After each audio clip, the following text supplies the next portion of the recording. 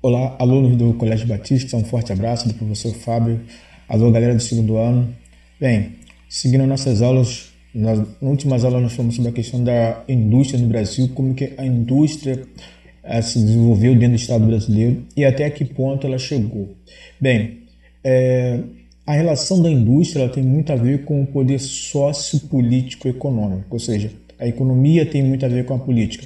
Então, se a gente olhar bem para o cenário brasileiro, a gente vai notar que grande parte das indústrias ela surgiu em momentos diferenciados da política brasileira. Ou seja, se a gente pegar um ponto do Brasil colônia, nós só voltando aí, nós falamos sobre Visconde de Mauá. Foi interessante que o Visconde de Mauá ele trouxe uma indústria bem notável para a gente, ou seja, uma indústria que praticamente ela traz um tom de ousadia. Então, até então o Brasil não tinha essa ideia do poder industrial que ele tinha. Mas a nossa ideia é ver o que hoje o Brasil nesse contexto global. Bem, como o Brasil se concentra nesse contexto global? Bem, nós podemos citar o seguinte, que a história da globalização, assim, só dizer que quando a gente falamos em globalização, certamente citamos o cidadão relacionado a outras culturas. Então a gente vê que a globalização é interessante que ela insere justamente na questão da indústria no fator econômico, ou seja, hoje nós temos uma globalização que entra em destaque os países desenvolvidos e os países subdesenvolvidos. Então, vejamos o seguinte, a globalização beneficia o Brasil? Bem, segundo a Organização Mundial do Comércio, a liberação do comércio global é um estímulo a importante desenvolvimento do país emergente como o Brasil. Bem, a globalização ela é muito importante para o Brasil, porque graças à globalização a gente pode citar o seguinte, que o Brasil é obrigado a se industrializar, ou seja, é obrigado a se modernizar. Então, nesse cenário, como se diz, um cenário ultra desenvolvido da política mundial. Então assim, a gente pode ver hoje que o Brasil ele é considerado um país emergente, é um país que, apesar dos pesares, assim, nós estamos num momento não muito bom da economia do Brasil, mas a gente, alguns anos atrás aí, até o ano passado, nós tínhamos uma forte desenvoltura da indústria dentro do país. Então isso nós vemos o seguinte, hoje nós faremos um flashback do seguinte, qual a relação exatamente da questão industrial com a questão política? É bom a gente saber disso porque futuramente vocês estarão prestando prova para o Enem, por faculdade, outros lugares. Então é bom entender um pouquinho a relação do desenvolvimento político do Brasil. Então, ou seja, aqui a globalização da política ambiental no Brasil, ou seja, citamos o seguinte, que o Brasil começa praticamente a ter um grande estalo a partir de 1990. Até então, o Brasil, ele assim, teve todo aquele período de conturbado, de ditadura, teve aquele período conturbado do governo de alguns presidentes, mas o Brasil, a partir de 1990, o Brasil começa a acordar, porque em 1985 nós tivemos a primeira eleição para presidente do Brasil de forma direta, onde que foi eleito Tancredo Neves, mas só que ele veio logo a falecer, e entra no lugar deles o Sarney. Isso nós veremos assim. Essa questão política é muito interessante. Então, vejamos. Os três poderes, desafios principais para o Brasil apresentado pela globalização. O Brasil pode ser um país democrático, precisa lidar com a realidade do seu governo que tem menos controle sobre a economia já que teve. O Brasil luta para participar da governança global. Nos últimos anos, tenta participar permanentemente do Conselho de Segurança da ONU. O Brasil é palco das lutas globais pela preservação ambiental. Então, essa questão da luta pela globalização, pela questão ambiental, entra muito nessa questão industrial, ou seja, o Brasil hoje, ele faz parte, ele luta para entrar num membro fixo da ONU, ele luta para ser, assim, fazer parte da OMC, que é a Organização Mundial do Comércio. O Brasil hoje participa do BRICS, que é um bloco que inclui Brasil, Rússia, Índia, África do Sul. Então, assim, o Brasil faz parte de um seleto grupo de países que tem uma promissória, ou seja, um futuro promissor, uma coisa bem interessante. Mas vejamos aqui. Histórico dos presidentes do Brasil, ou seja, isso é muito importante. A gente vemos agora, assim, alguns presidentes que tiveram uma trajetória bem influenciável dentro da história do Brasil. Vejamos aqui, nós temos aqui figuras importantes, tipo João Goulart, Jânio Quadros, Dutra, Getúlio Vargas, Jango. Então, aqui temos aí 6 figuras bem interessantes do governo brasileiro. Ou seja, podemos dizer que temos aí a figura especial de Getúlio Vargas. Getúlio Vargas, ele que dá o primeiro pontapé inicial no período republicano do Brasil, ou seja, para a abertura da nossa economia. Como assim o pontapé inicial? O que ele fez tão importante que ajudou na... Getúlio Vargas praticamente ele cria as estatais, ou seja, ele começa a ter uma visão de trabalho bem diferente que era apresentado anteriormente pelos outros governos, ou seja, nosso trabalho dependia muito dos outros. Então o Brasil começa a ter o seu próprio lucro através dessa diretriz montada por Getúlio Vargas. Depois tivemos Jango, Juscelino Kubitschek. Juscelino Kubitschek, ele traz uma visão importante, porque o Juscelino também ele traz essa desenvoltura. Tivemos Médici também, Jango, assim, ambos, independente do seu lado partidário, da sua desenvoltura, esses presidentes aqui tiveram um passo importante na questão do desenvolvimento da indústria dentro do Brasil. Assim, a criação da Petrobras, a criação da CSN, por exemplo, nós podemos dizer o grande marco, os grandes marcos, assim, a criação da Petrobras por Getúlio Vargas e a criação da CSN, que é a Siderúrgica Nacional, que se encontra lá em Volta Redonda.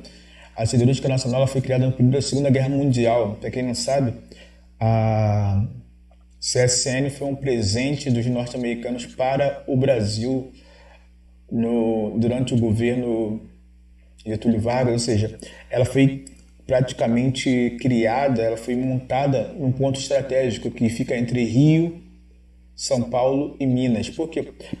Ficava no triângulo desses 3 estados, foi localizado ali por causa do escoamento da produção, ou seja, toda a produção de aço, assim, foi um presente norte-americano, mas era um presente que tinha um certo interesse, né? Toda a produção deveria ser revertida para quem? Para os norte-americanos. Então, foi uma grande influência, ou seja, a criação da CSN, a criação da Petrobras do governo Getúlio Vargas foram ótimas. A criação, um ponto importante da CLT, ou seja, o trabalhador ele começou a ter direito nesse período. Então, quando o trabalhador, uma coisa que é muito legal, quando o trabalhador começa a se relacionar, ter direitos, ter direitos trabalhistas, como nós falamos hoje, isso é um fortalecimento para a indústria, porque praticamente a gente começa a ver os estados se fortalecendo com a chegada de trabalhadores. Por exemplo, Barra Mansa, nós temos um movimento na geografia que nós chamamos de conurbação. Ou seja, conurbação é aquele movimento onde que as pessoas se locomovem, você não sabe qual realmente é o estado, a região. Barra Mansa e Volta Redonda, praticamente nós temos aí uma mesclagem de pessoas, né? A gente não sabe onde... Porque praticamente essas 2 cidades, Barra Mansa e Volta Redonda, elas cresceram praticamente em torno da indústria. Primeiro foi a indústria para lá e depois foi crescendo a cidade em torno. Bem, Vargas, com a criação da Petrobras, né? Vimos aqui a criação da Petrobras por Getúlio Vargas. Praticamente, assim, foi nós chamamos de ouro brasileiro, né? Bem, num período mais próximo, né, nós tivemos aí a eleição, as diretas já, que, como eu falei anteriormente para vocês, teve a eleição de Tancredo Neves, mas só que ele vem a falecer.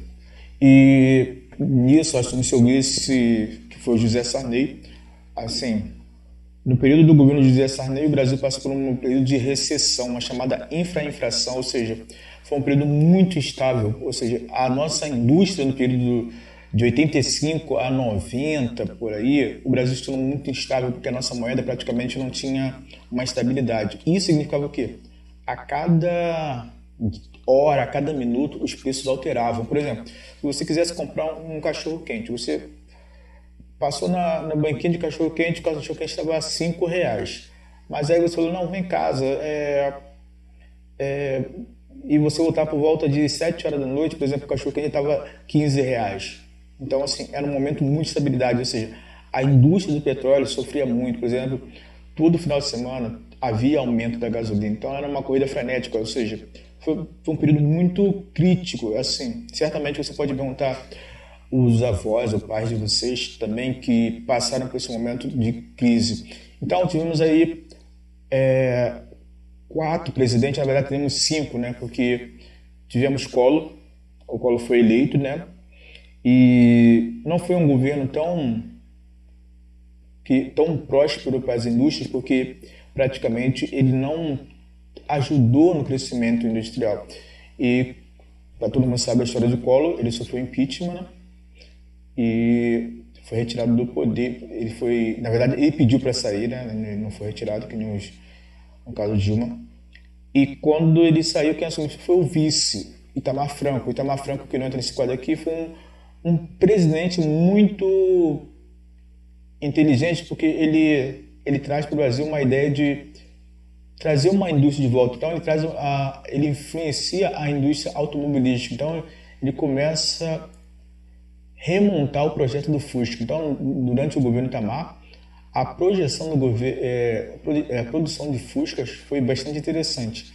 Praticamente o Brasil se vê voltando a fabricar Fusca. Então, depois de Itamar Franco, que substituiu o Collor, tivemos o governo Fernando Henrique. O governo Fernando Henrique ele teve como seu ponto alto a criação do real, da moeda do real.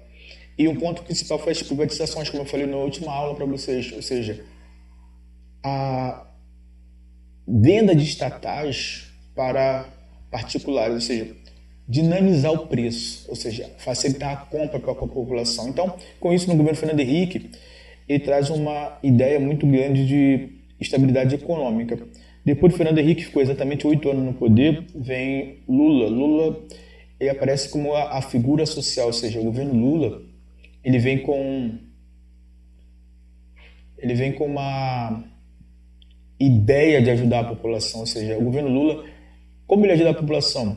Através da criação de novos empregos. Para quem não sabe, Lula foi sindicalista, trabalhou em partes industriais e outras partes da sociedade. Então, o governo Lula, justamente, assim, e logo depois veio o governo Dilma, podemos dizer que o governo Dilma foi uma continuação do governo Lula, com assim, a ampliação, a ideia do governo Lula era ampliar os empregos, ou seja, com a ampliação dos empregos, praticamente tivemos um aumento muito grande na questão de indústrias virem para o Brasil. Então, foi um período muito legal da indústria automobilística no Brasil. Por quê? Aliás, não só automobilística, como a indústria naval também, né? Hoje, no governo Dilma, foi recriado um estaleiro lá em Itaguaí, onde está sendo construído submarinos para a Marinha do Brasil.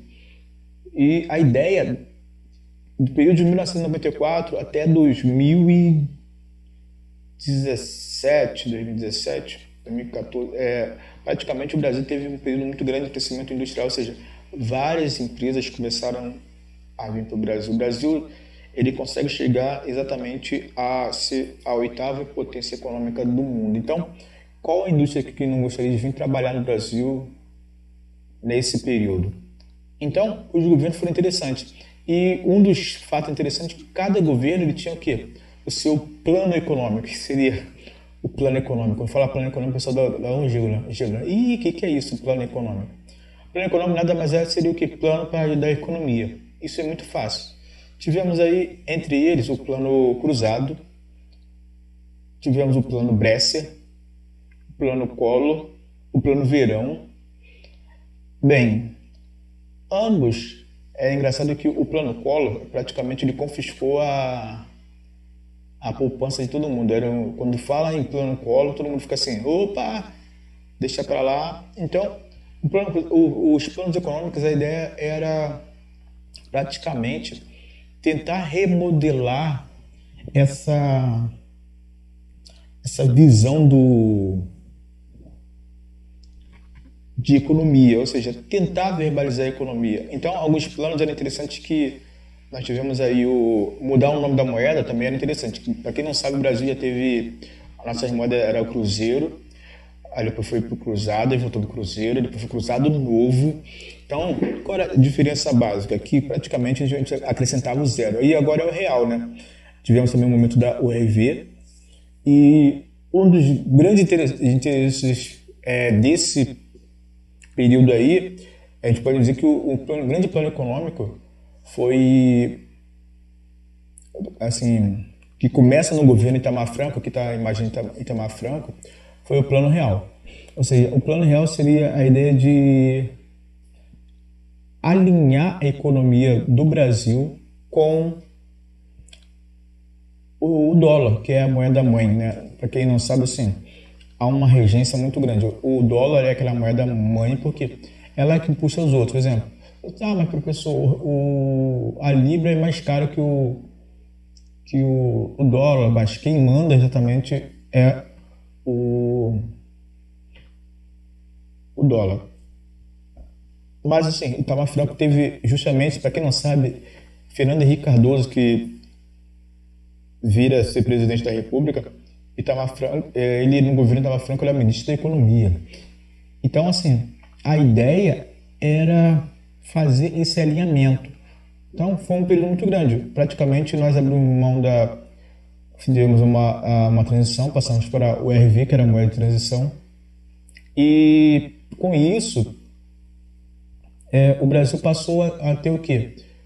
Novas tendências econômicas, ou seja, com esses vários planos aí, ou seja, a relação da indústria com a produção, ela fica muito grande. Então, isso é muito interessante. A gente começa a ver a relação política com a economia e com a questão industrial. Então, isso a gente começa a entender por que alguns países no mundo se destacam. Por exemplo, a Inglaterra, que é o berço da Revolução Industrial, a própria Alemanha, que em frente ao Brasil tem várias indústrias, por exemplo, as grandes montadoras alemãs, Mercedes, Audi, Volkswagen, todas elas são tops de linha. Então agora vamos entender um pouquinho da relação política com a indústria no próximo vídeo, ok, pessoal? Um forte abraço. Fique aí, não sai daí. Acompanhe nosso vídeo aí agora.